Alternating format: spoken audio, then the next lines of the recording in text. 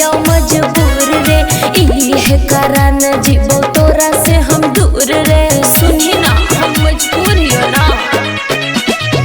हाथवा में हाथ धके क्रिया तू खैली, तब कैसे छोड़ी गे हमारा भूलैली। बन जइबो दोसर के दुल्हनिया डोली लेके आए तो बता। बन जइबो दोसर के दुल्हनिया डोली लेके आए तो बता। तोरा बिना कैसे हम जियबो, सीनवा में गोली ले बमा।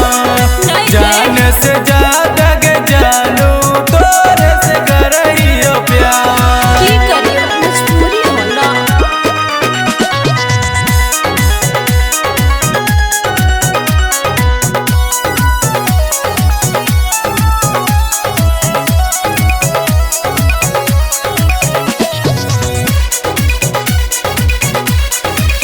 राइटर सुदामा ऐसन काम नहीं करी हाँ, जुदा होके हमरा से तू हो नहीं मरी हाँ।